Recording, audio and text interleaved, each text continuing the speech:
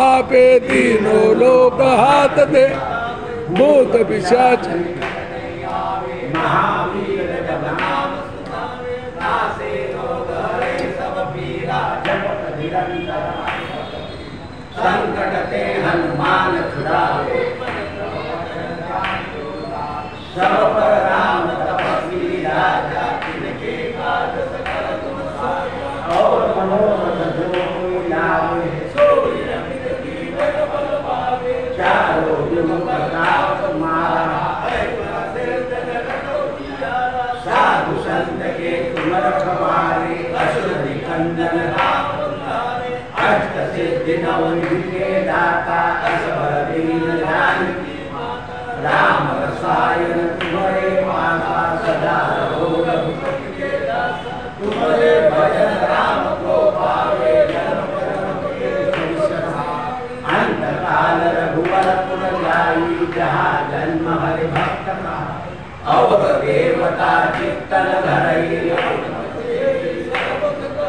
संकट कटे के सब पीरा जो सुमरे हनुमत बल जय जय जय हनुमान गोसाई कृपा करो गुरुदेव पिता जो सतबार पाठ कर कोई छूटे बंदी हाथ को जो यह पढ़े हनुमान चालीसा होए सिद्धि साखी गौरीसा तुलसीदास सदा हरि तेरा कीजे नाथ जय महादेवा पवन तनय संकट हरण मंगल मूर्ति राम लखन सीता सहित हृदय बसो सियावर रामचंद्र की जय पवन सुत हनुमान की जय उमापति महादेव की जय बोलो भाई सब संतन की जय जय जय सीताराम।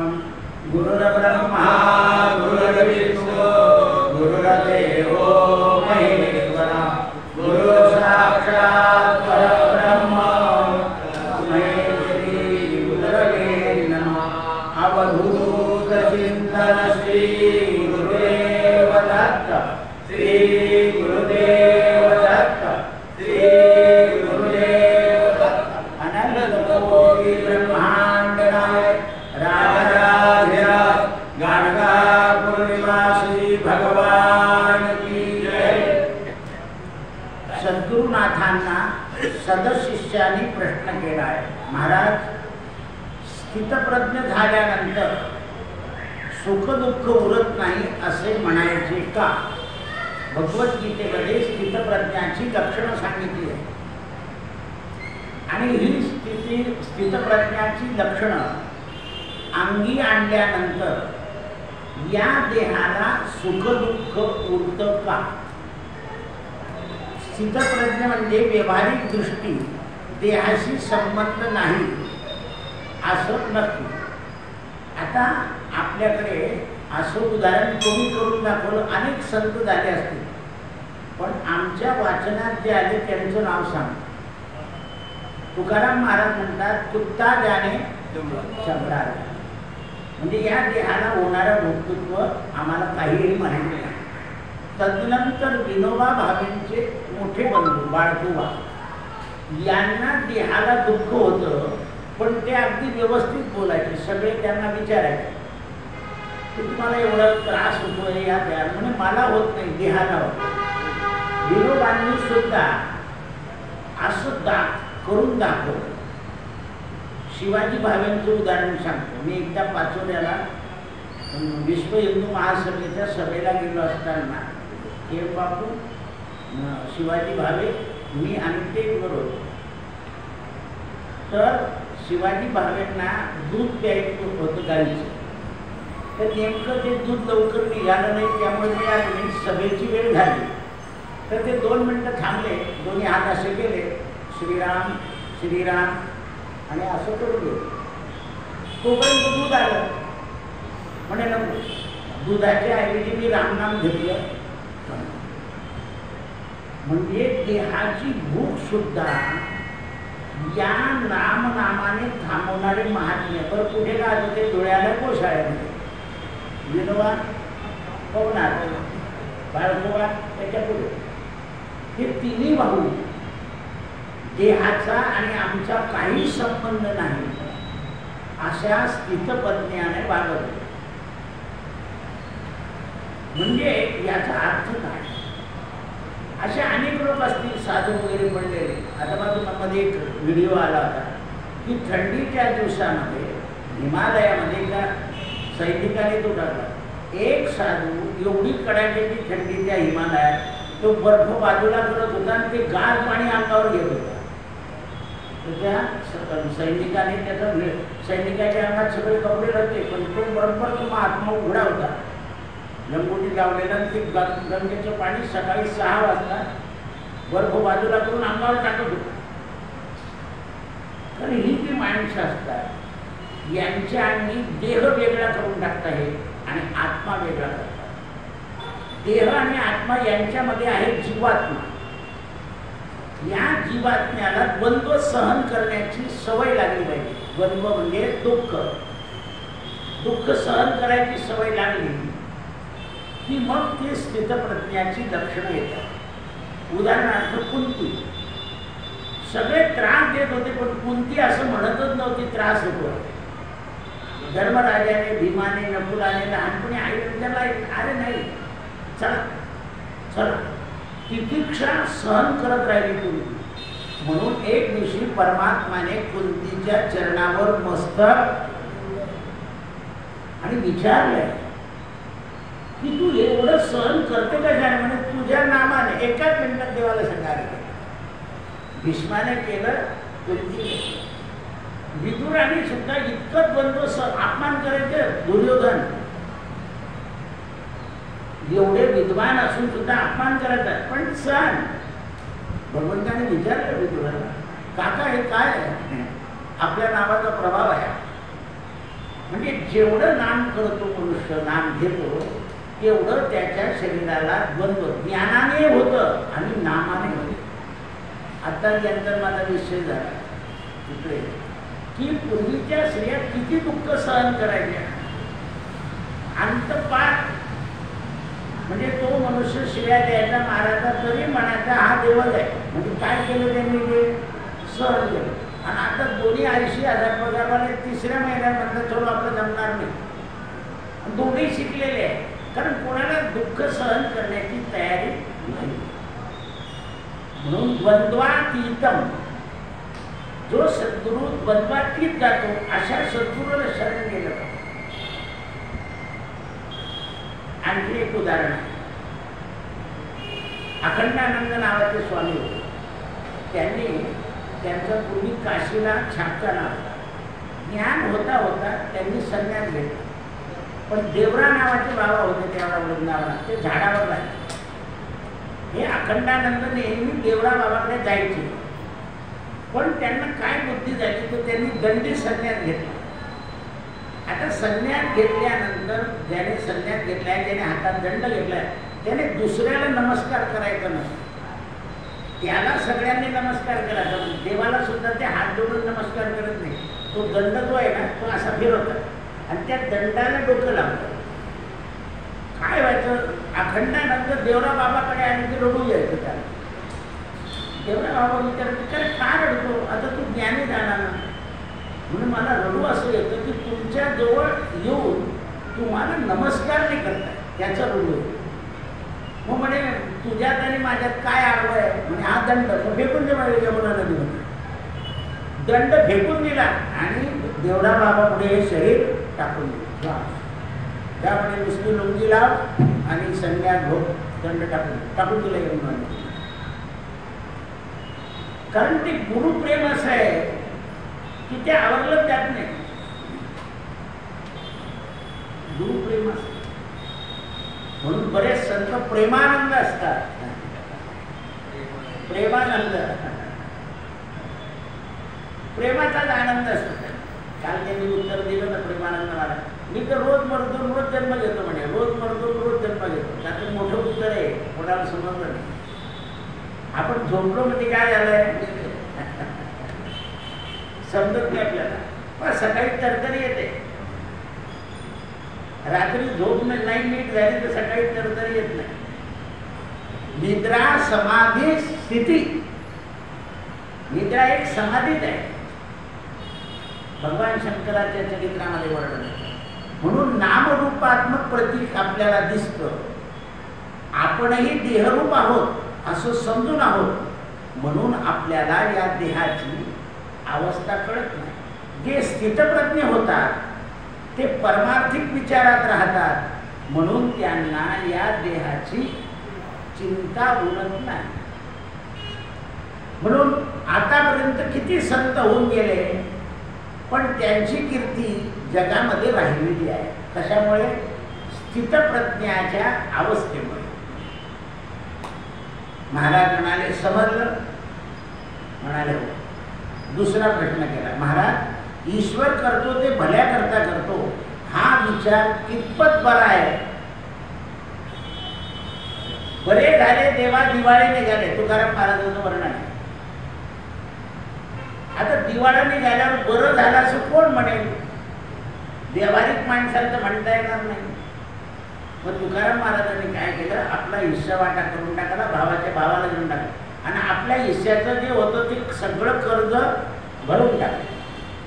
आणि आपलं जे येणं होतं लोकांकडे ती नदी मध्ये टाकून दिली वही, लोकांकडून येण्याची वही टाकून दिली, ती संपलं. आता द्वंद्व संपलं. आता उरलो उपकारापूर्वक. म्हणजे आता परमार्थ करण्याकरता उरलो आहे. थोडी ददाती व्हायची, खायची प्यायची, पण त्यात ते आनंदित राहिले. तर बरं झालं, डोक्याचा व्याप गेला. आपण केव्हा म्हणतो, जेव्हा मुलं व्यवहार सांभाळायला लागले तेव्हा आपण म्हणतो बरं झालं कारण डोक्याचा व्याप गेला. तसं हे लोक संसाराचं द्वंद्व जे आहे ते जर संपून गेलं, निर्धन झालं, तर ते म्हणतात बरं झालं. हा विचार फार मोठा आहे. जन्माची कर्म आहे, कोणत्या कर्माचं कोणतं फळ आहे हे आपल्याला समजत नाही. एखाद्या जन्मामध्ये भयंकर कर्माची फळं आपल्याला भोगावी लागतात. भयंकर कर्माची जी दुष्कर कर्म असतात, ती दुष्कर कर्म आपल्याला भोगावी लागतात. स्वतःच्या हिताकडे लक्ष द्यावं असं सुद्धा ते दुःख आपल्याला लक्ष देऊ शकत किंवा देऊ देत नाही ते लक्ष. अनेक बंध असतात. आता हे बघा, व्यसनाधीन झालेले माणसं प्रमाणाच्या बाहेर जेव्हा व्यसन करतात तेव्हा त्यांना काही सुचत नाही. ते सुद्धा त्यांचं पूर्व दुश्चित कर्म आहे. चांगलं घर असतं, चांगली पत्नी असते, चांगली मुलं असतात, चांगल्या घरकुळात जन्माला मिळाला असतो, तरी तो तसंच. ते दुष्कर कर्म आहे आणि त्या कर्मामुळे सुचतच नाही माणसाला, तो त्या अधोगतीलाच जातो. म्हणून ते म्हणतात आपण प्रयत्न करावे आणि जर आपण चांगल्या संगतीत राहिलो तर संगतीने मात्र दुष्कर कर्म सुखकर होतं. जसं अतिगरम पाणी आहे, त्यात गार पाणी घातलं की ते आपल्याला सोयीस्कर होतं. त्याप्रमाणे चांगले संस्कार, चांगले विचार दुष्कर सहन करण्याची ती शक्ती येते. मग तेव्हा म्हणायचं देव करतो ते चांगल्या करतो. आपल्याला काय वाटतं, दुसऱ्याचं नुकसान झालं ना आपल्याला भरपूर मिळालं की देवाने बरं केलं. नाही, ते जर तुमच्या हिश्श्याचं असेल तर ते तुम्हाला बरं राहील आणि तुम्ही जर कोणाचं बळकवलं असेल तर मात्र ते तुम्हाला शांती देणार नाही. पण तुम्ही असंख्य लोकांनी भ्रष्टाचार केलेले आहे, पडलाय ते द्रव्य, काही उपयोगाचं नाही. काढू शकत नाही, दाखवू शकत नाही, सांगू शकत नाही. राहू द्या राहू द्या राहू द्या राहू द्या, काय होतं म्हणजे त्याचा उपयोगही घेता येत नाही, उपभोगही घेता येत नाही, दाखवता येत नाही. म्हणून सिद्धांत मानावा लागतो, जीवात्मा जन्ममरण रहित या देहाला जन्म आहे आणि मृत्यू आहे. पण नवीन देह जेव्हा मिळतो त्या देहाचा संबंध मागच्या देहाशी असतो. पण बरेच लोक शिकलेले असतात पण वर्तन विचित्र करतात. आपण म्हणतो काय गाढवा रे, म्हणजे संबंध कोणाशी आला? गाढवाशी. असं आहे. वर्तन जे आहे ते विरुद्ध झालं. मानवी वृत्तीपेक्षा पशुवृत्तीचं झालं, निशाचराचं झालं, तर ते गतजन्माचे संबंध येत असतात. म्हणून जन्म देहाचा संबंध सुटणं, मृत्यू हा देहाचा कार्यकर्ता आहे. कारण मृत्यू झाला नाही तर दुसरा देह चांगला मिळणार नाही ना. म्हणून आत्मा जो आहे तो मात्र याच्याशी निगडित नाही. म्हणून जीवानं आत्म्याशी संघटित व्हावं, देहाशी होऊ नये. महाराज, माझ्या मनाची समजूत मला या विचारांनी घालता येईल, परंतु तिच्या आईची समजूत कशी काढावी? दत्त महाराज भक्ताच्या पत्नीकडे दृष्टिक्षेप टाकून भक्ताच्या पत्नीच्या डोळ्यातून अश्रू येत होते. तिला उद्देशून म्हणू लागले, कोठेही मन गुंतवण्यापेक्षा देवामध्ये मन गुंतवा, म्हणजे मनाला बरं वाटेल. पण तुम्ही कोणाकडे गेले तर लोक काय म्हणतात, तुम्हाला काही दुःख झालं, जाऊ दे भाऊ, भोगावं लागतं, आता मनातून काढून टाक, उठ उभारा, पुन्हा तयार कर. दुसराही मनुष्य तुम्हाला दुःख मनातून काढायला सांगतो. आता काही दुःख अशी आहे की ती मनातून पटकन निघून जातात, पण काही दुःख अशी आहे ती मनाला चटके देत असतात. कुत्र्याचं दुःख सतत चटके, दुसऱ्याचं पाहिलं की ते कसे मुलं. म्हणून काही दुःख जे आहे ते दुःख आपल्या मागच्या जन्माचं फळ आहे असं समजून त्याच्यापासून अलिप्त. सोपा उपाय की आपल्या नशिबात नाही आहे, मात्र त्याचा विचार कसा करावा? जसं पोल्याला द्राक्ष कसं आहे, संसारात बाकीच्या लोकांना जे सुख मिळते ते काही लोकांना मिळत नाही, काही लोकांना जे मिळतं ते बाकीच्या लोकांना मिळत नाही. कारण त्याच्याशी मागच्या कर्माचा संबंध आला. जीवा कर्मयोगे जगी जन्म झाला. पण सगळं घडत असतं पण शरीरच स्वास्थ्य नसतं. म्हणजे शरीर असं असतं की कुठे जाऊ देत नाही, कुठे बसू देत नाही, कुठे काही करू देत नाही, काही नाही. बालपणी आणि तरुणपणी, ज्या तरुणपणी शरीर धडधाकड पाहिजे त्या अवस्थेमध्ये काही लोकांचं असं क्षयासारखा रोग तरुणपणात लागून जातो. जे खाता येत नाही, पिता येत नाही, राहता येत नाही, अति दुर्धर रोग तरुणपणात लागून जातात. नेत्र रोग, हे सगळे जे आहे ते कर्माची फळ आहे. पापाच्या रूपे रोग येती घरा, न जाती वैद्याची या बापा. जर असं असतं तर वैद्याला रोगच झाला नसता, पण वैद्यांना सुद्धा रोग होतो. कारण ते कर्म जे आहे ते कर्म पाप रूपात विलीन होतं, पापातून रोगाची उत्पत्ती. आता तुम्ही म्हणाले साथीचे रोग, तर हे निसर्ग आपत्ती आणते माणसावर, मानवावर. मानव जे जे दुष्कृत्य करतो, पण रस्त्याने जाताना रस्ता सगळा चांगला असतो, इथे बरं नाही, ही अपघाताची जागा आहे. आता जागा अपघात करते का? नाही. आता वळण दिसतं, प्रत्येक जण जर हळू चालला तर अपघात होणार नाही, पण तिथे लिहिलंय ही अपघाताची जागा आहे. तसं लिहायची काही गरज नाही. पण त्याचं कारण असं आहे, मानव जे दुष्कृत्य करतो ते दुष्कृत्य असं एका ठिकाणी गोळा होतं, आणि ज्या मानवांचं दुष्कृत्य जास्त झालंय त्यांना तिथे काहीतरी, लोक म्हणतात इथे काहीतरी आहे अशी भिरकी मारतो, कोणी म्हणतात असं उलट करून देतो, कोणी म्हणतं चक्कर मारतो. तर ते दुष्कृत्य तिथे मानवाच्या नाशा करतात. जगामध्ये जे दुष्कृत्य होतात, ज्याप्रमाणे आपण हिंसा करतो प्राण्यांची, मानवांची, जीवांची, त्यांची, हे सगळं दुःख एकत्र येतं आणि माणसाच्या नाशाचा विचार करतो. ज्याप्रमाणे मानव जीवांचा हिंसा करतो, नाश करतो, स्वतःच्या फायद्याकरता त्यांची हाडं सुद्धा नाश करतो. तर अशा वेळेस आता बा तुम्ही एवढा मस्त रस्ता केलाय, ते म्हणजे चाललं चाललं की डोकं बनत उलटून जातो माणूस. चांगला रस्ता आहे, त्या एका गतीत चालतात. समृद्धी मार्गात किती ॲक्सिडेंट झाले, व्हायला नको, कारण रस्ते मोठे आहे, ती व्यवस्थित चाललेले. का होता? त्याची कारण आहे. ज्याप्रमाणे मानव प्राणीमात्रांची हिंसा करतो, त्या प्राणीमात्रांचे जीवात्मे एकत्र येतात आणि मानवाच्या नाशाचा विचार करतात. म्हणून ते म्हणतात, त्या बाईला सांगितलं की बाई, हे मन जे आहे ते तुला ईश्वरामध्ये गुंतवावं लागेल. कारण दुसऱ्या ठिकाणी कुठेही मन केलं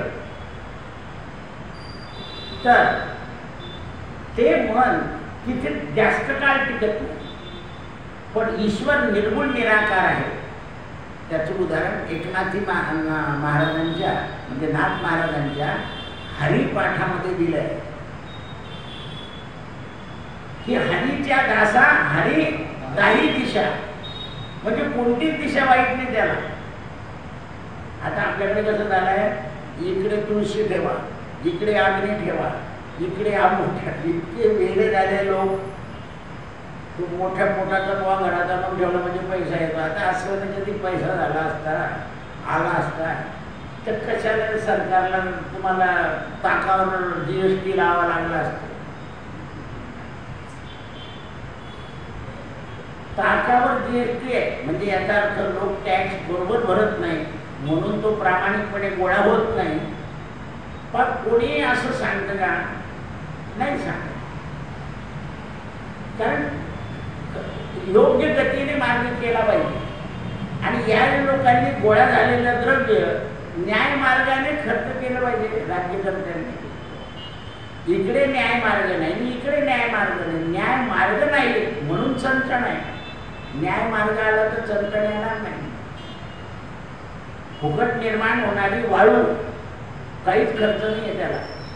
खनिज तरी जमिनीतून काढावं लागेल, गड्डा तयार होईल, पण रिकामी होते पाण्याच्या ओघानं निर्माण होणारी वाळू. पण तिला सुद्धा काय किती वाईट परिस्थिती आहे. काही खर्च आहे का? निसर्गाच्या नियमानं तयार होते. कोणी विचारत करत त्याला काहीच खर्च नाही आहे. ती सहज मिळायला पाहिजे, पण मिळत नाही. निसर्गाची देण आहे ती, सगळ्यांकरता दिलेली आहे. माती काढलं तर गड्डा होईल जमिनीला, पण वाळूने नुकसान नाही होत काही. पण तरी ती सहज मिळत नाही. कोणी जर असे गोणी वाद केलं तरी लोक लगत फुकट नेतोय का, असं झालं. म्हणजे खेड्यागावात सुद्धा वाळू न्यायची असेल तर रात्री 3 वाजता गाडं न्यावं लागतं. त्याला तो पण भरून नेतो गुच्छी, तेव्हा त्याला मिळते. हे जे होतं हे कशाने होतं? न्याय नाही म्हणून. न्याय असला तर नाही म्हणा, पण न्याय देणारा अन्याय करत असेल तर ते होणार नाही. म्हणून कृष्ण चरित्र संपूर्ण वाचा, संत चरित्र वाचा, म्हणजे मनाला इकडे तिकडे जात नाही. संत चरित्राने मनाला स्थिरता येते आणि मन स्थिर झालं म्हणजे स्थितप्रज्ञ होतो. बस स्थितप्रज्ञ होतो. महाराज, एखाद्या या जन्मामध्ये पाप नसतील तर पूर्व जन्माची पाप असतील तर ती सद्गुरूला शरण गेल्यावर नाहीशी होतात का? हो. चांगल्या वर्तनानं दोष जातात. जसा पांढऱ्या कपड्याला आपण रिठा, साबण काही लावलं की तो जसा स्वच्छ होतो, तसं या मानव देहामध्ये दैवी आणि सात्विक गुण जर आपण आचरले, मग सात्विक गुण काय? सत्यम वद धर्मम चर. बा तुम्ही काही नोकर असतात, एखाद दिवशी चांगलं काम केलं की मालक म्हणतो, अरे ठेव, नको, मला ज्या दिवशी लागेल त्या दिवशी मी मागेल, तो घेत नाही मालकाचं. मालक म्हणतो असं काय? नाही ना, मला आज गरज नाही आहे, एखाद दिवशी गरज पडेल ना तेव्हा मागून घेऊ. का? तर आपल्या कर्माच्या व्यतिरिक्त मिळालं की माणूस आळशी होतो असं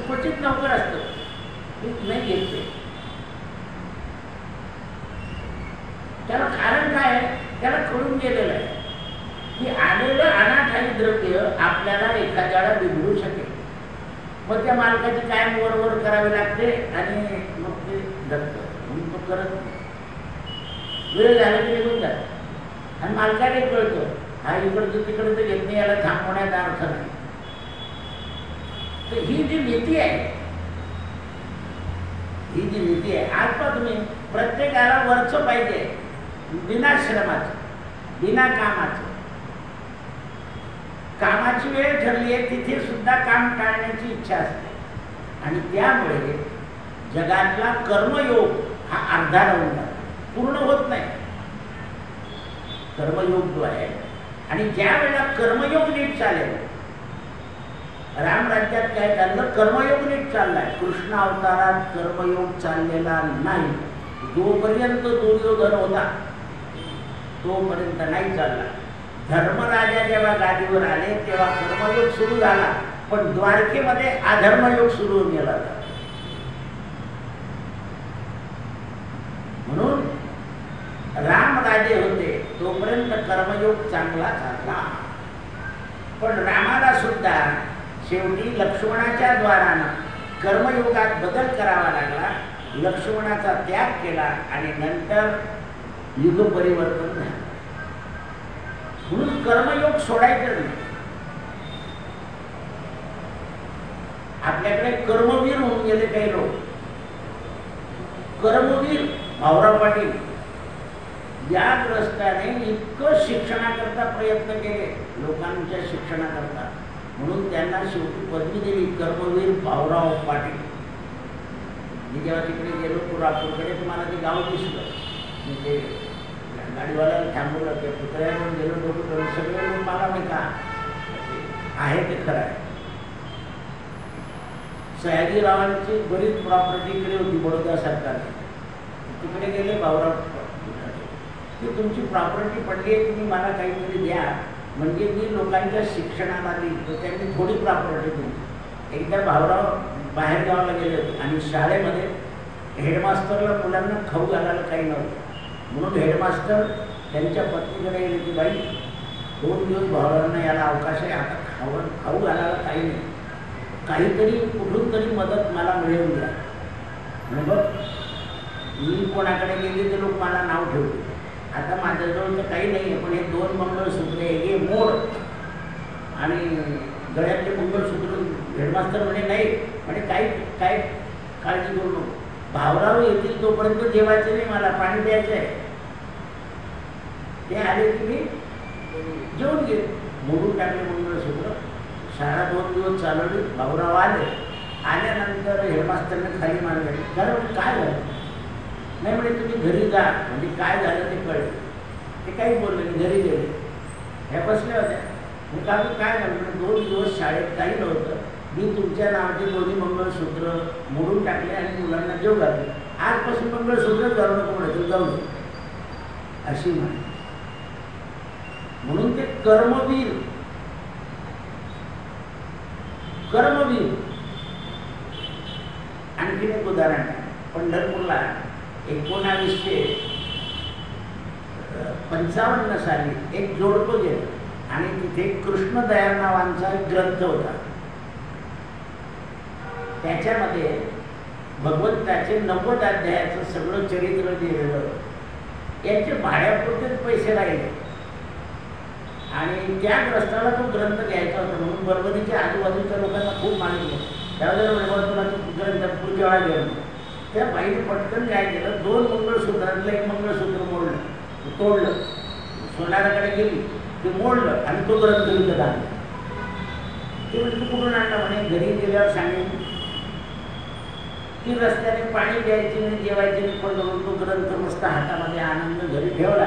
दुसरं मंगळसूत्र घातलं, पाणी प्याले, मग सांगितलं की तुमच्या नावाचं एक मंगळसूत्र मोडून आले. कशा करता तर कृष्ण चरित्र आहे, कृष्णदयाळ नावांनी लिहिलेला ग्रंथ. म्हणजे ही अशी जी वीर माणसं असतात, यांच्या अंगी ती स्थितप्रज्ञता मागच्या जन्माच्या पुण्याने आली.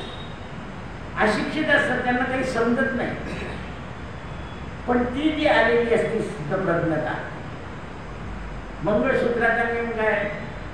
एक प्रतीक आहे बस.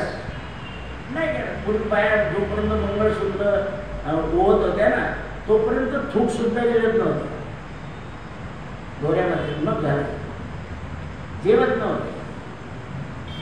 त्याचं कारण आहे ते प्रतीक आहे, तुम्ही मानलंय. मग हे ज्यांच्या अंगी येऊन जातं त्यांचं पूर्व पुण्य असतं महाराज सांगतात. म्हणून संत चरित्र ही वाचूनच आपल्याला हे गोष्टी करतात. सद्वर्तन कराल तेव्हा पूर्वजन्माची पाप जळायला लागतात. धर्मानं वागल्यानंतर धर्माच्या आचरणानं पापाचा क्षय होतो. पुण्याची गणना तू काय कर, हरिमुखे म्हणा, हरिमुखे म्हणा, पुण्याची गणना. जिभे वेग करी वेदशास्त्र उभारी बाह्य सदा.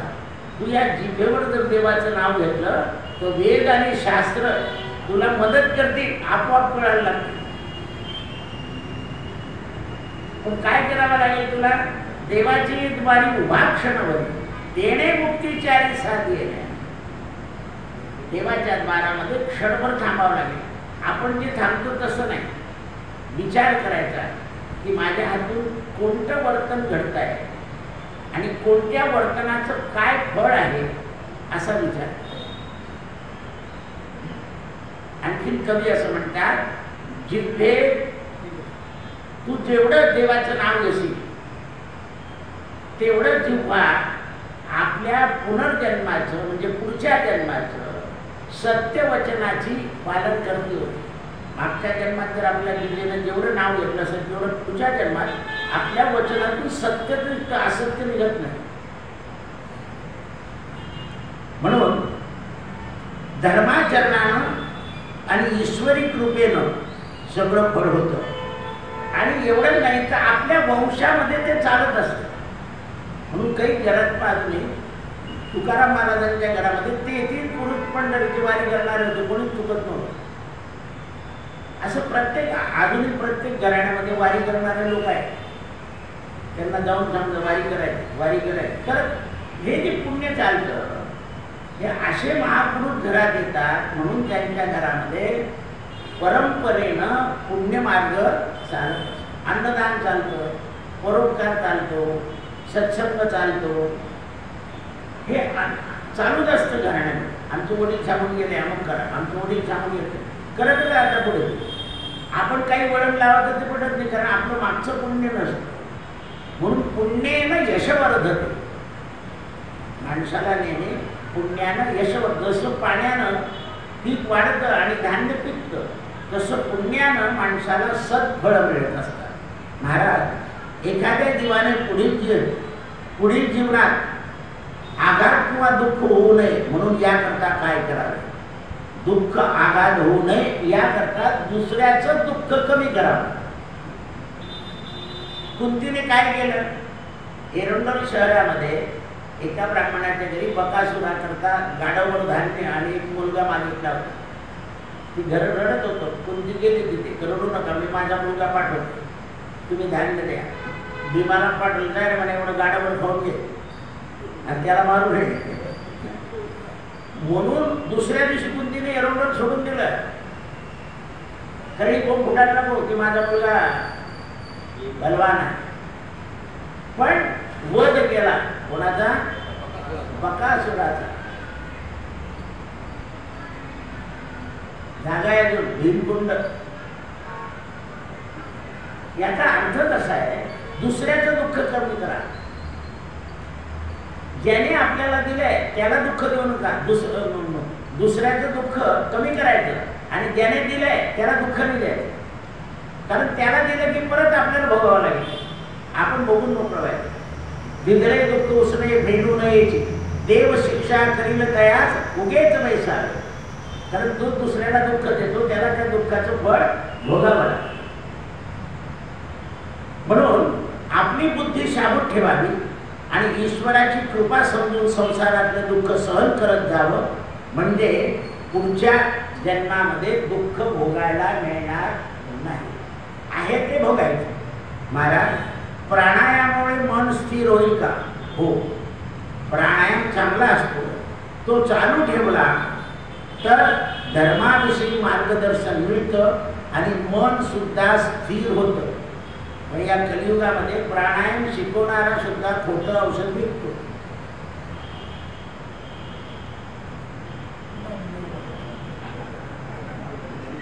महाराज आपलं सद्वर्तन तसं चालू ठेवायचं, श्रद्धा तशी अढळ ठेवायची.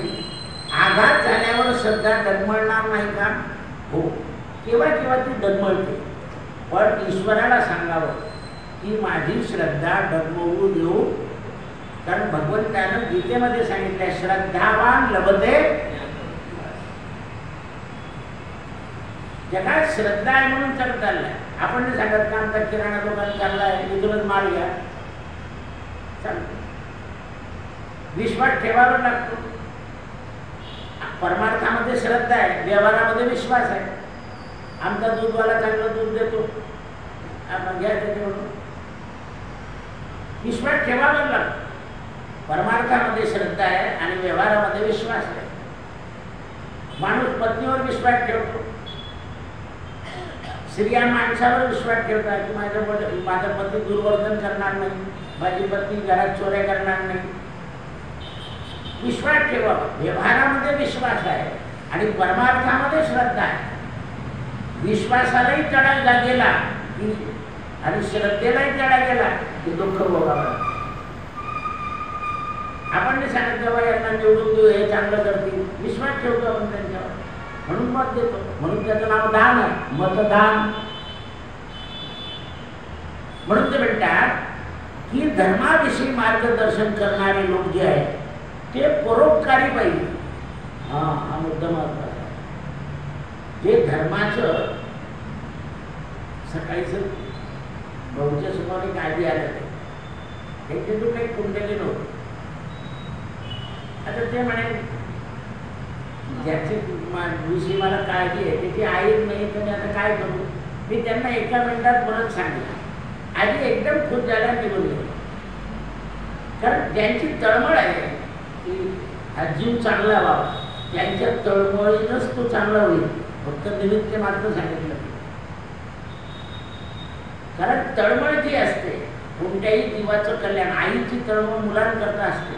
हे चांगले शिकले पाहिजे, पुढे गेले पाहिजे, चांगलं मार्गदर्शन झालं पाहिजे, त्याप्रमाणे होत असतं. पण त्याला थोडे मुलांचे प्रयत्न असावे लागतात, आईचं ऐकावं लागतं. तसं जे संत आहे परोपकारी त्यांचं आपल्याला ऐकावं लागतं. आपण काय करतो, फायद्याची गोष्ट संतांकडून समजून घेतो. तर तुम्हाला सांगितलं की मग 3 तांबे पाणी टाका तुम्ही, म्हणजे तुम्हाला खूप पैसे मिळेल, तर तुम्ही बरोबर 3 तांबे टाका. पण नाही, तुम्ही जर देवाला पाणी घातलं तर तुमची बुद्धी चांगली राहील असं कधी सांगितलं तर कोणी टाकलं.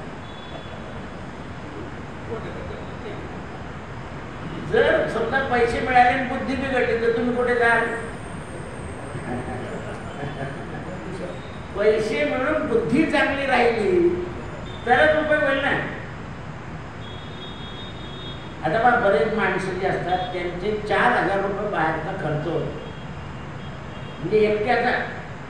आणि घरी मुलं, त्यांच्या मनात जर असं आलं की हे 4,000 रुपये जर आपण घरी खर्च केले तर सगळं मिळून खाऊ, तर घर कसं होईल? एखादा 2-4 रुपयाचा खर्च ठीक आहे, पण महिन्याचा 4,000 रुपये खर्च करणारे प्रायव्हेट स्वतः करता लोक आहे, घरचं काही हो. आणि आपण जर कुठे जेवायला बसलो ना आपल्याला चांगला पदार्थ दिसला तर घरचे पोरं दिसतात, तो पदार्थ पोटात जात नाही, त्याला आपण खाल्लं पोरांना नाही. पण आता स्त्रियांच्या पार्ट्या कशा असतात, मुलं आणायचे नाही, किट पार्टी.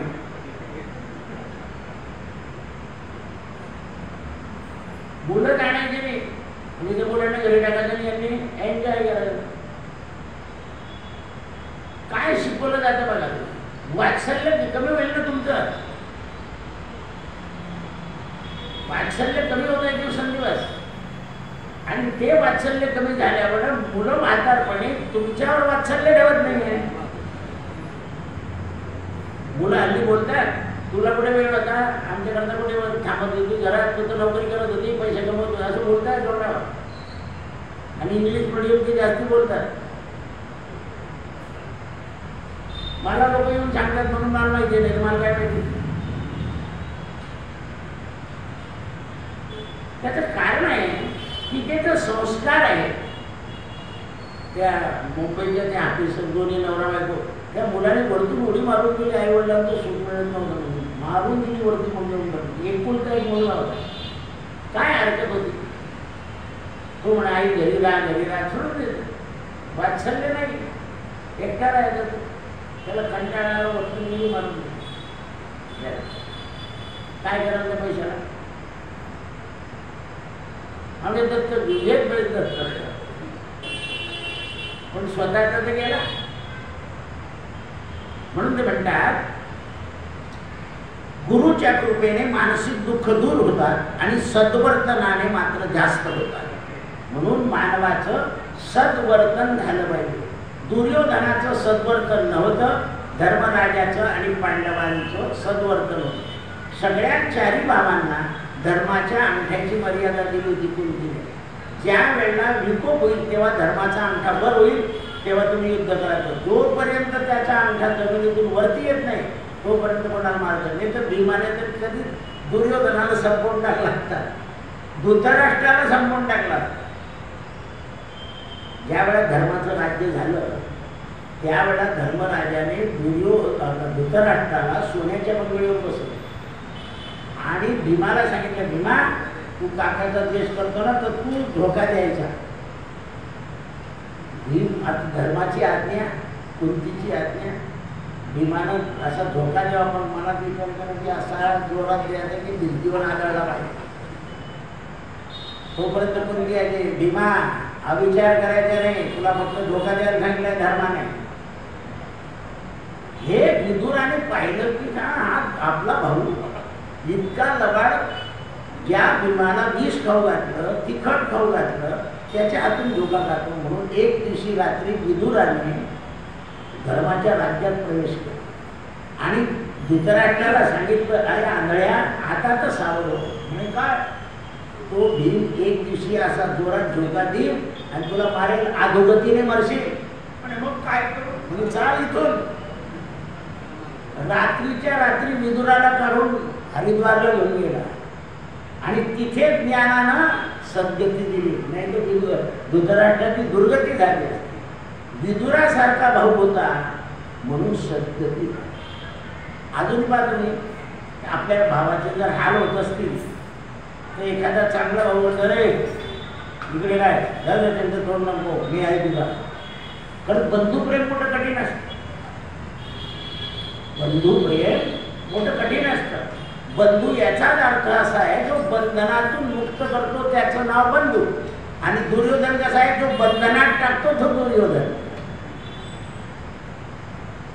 म्हणून केव्हाही स्त्रियांनी लक्षात ठेवावं, कोणी भाऊ भाऊ एक राहत असतील तर त्यांच्यात पाणी पाडू नये. पाडलं तर तुमच्या पोरात पाणी पडल्याशिवाय राहणार नाही. भावांमध्ये कधीच तुझा भाव करू, त्यांचा भाऊ आहे त्याने काही. हे सिद्धांत लक्षात ठेवा. कारण बंधू येतो बरोबर रडू येतो, तो लहान असो मोठा असो. माणूस म्हणतो की त्याच्यापुढे हात टेकले शेवटी, पण काय करू असं बोलून टाकतो भावांशी. माणसाला 3 ठिकाणी हात टेकावे लागतात आयुष्यात, भावाच्या ठिकाणी, पत्नीच्या ठिकाणी, पोरांच्या ठिकाणी. भावाचं बोलून दाखवतो पण पोराचं पत्नीचं कोणाला सांगत नाही. म्हणून हृदय धडक धडक करत एक दिवशी बंद पडत. असे पत्नी आणि पुत्रांचा त्रास असलेला मनुष्य नेहमी निस्तेज असतो आणि पत्नीची मदत असलेला मनुष्य नेहमी घराच्या बाहेर प्रसन्नतेने निघतो. हा सिद्धांत आहे. तर पत्नी आधार आहे, पती आधार आहे. एकमेकाचे आधार आहे. नुसतं आधार काढणं काही उपयोगाचं नाही. एकमेकाचे आधार आहे आणि या सगळ्यांचा आधार परमात्मा आहे. आधारो निधरो धाता विधाता धातू उत्तमा. मग दोघांना जर परमेश्वर मान्य असेल तर घरामध्ये आनंदच आनंद आहे. तर तुम्हाला आधार नसेल तेव्हा तर आज ज्या भानगडी होत आहेत 3-3 महिन्यामध्ये लग्न, 4 महिन्यामध्ये लग्न मोडत आहे, त्याला कारण कोणाचा स्नेह नाही आहे. महाराज गुरुच्या कृपेने शांती मिळते ना, मग आम्ही दोघेही आपल्याला शरण आलोय, आम्हाला शांती द्या ना.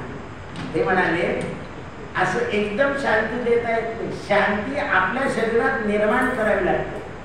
छळ, कपट, राग, द्वेष आणि ईर्ष्या या 5 गोष्टी दूर केल्या ही शांती येते.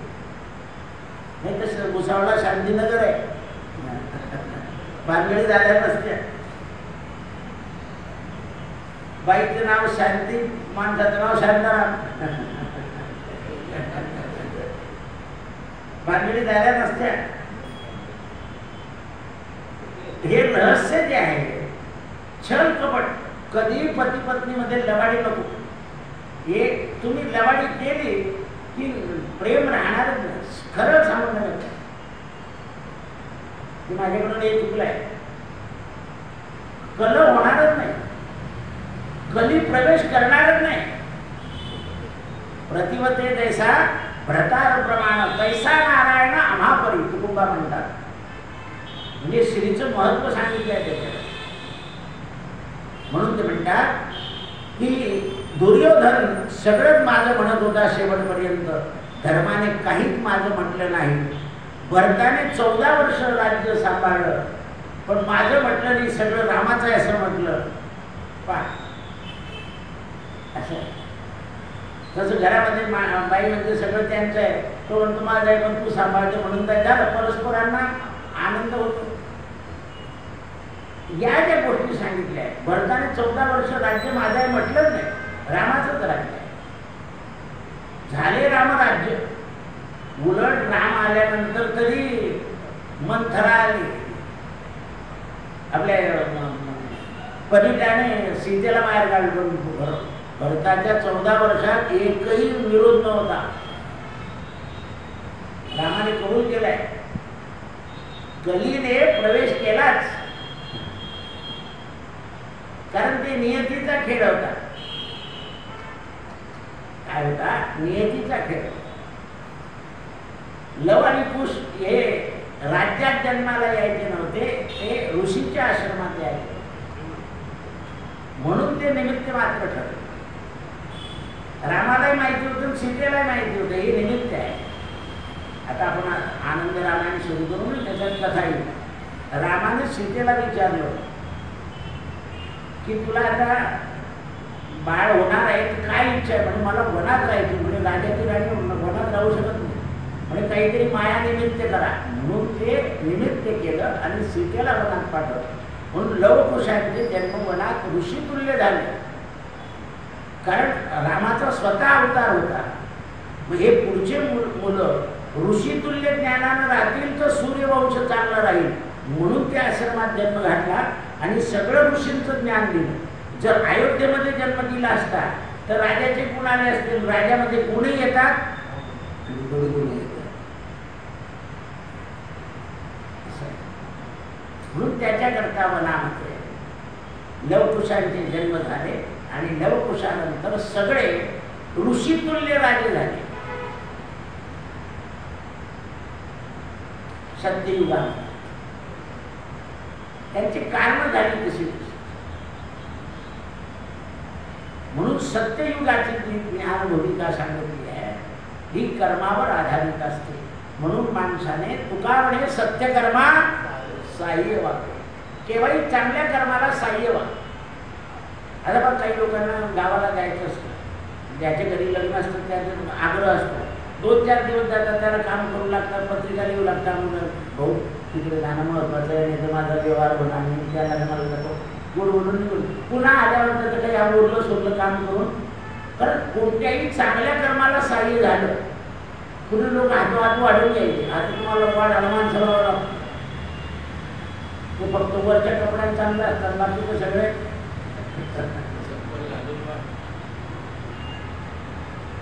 पूर्वी मुलं स्त्रिया वाढून द्यायचे आणि त्याच्यातच लोक एकमेकाला पाहून घ्यायचे की पोरगा चांगला आहे, पोरगी चांगली, चला उडवा.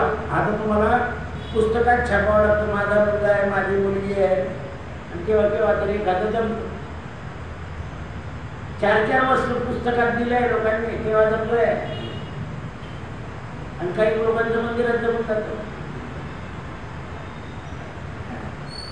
असं आहे.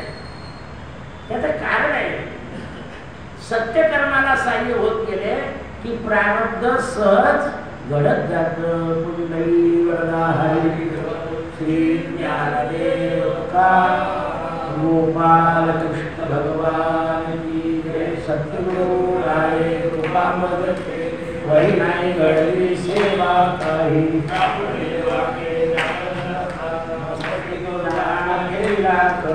भोजना मागती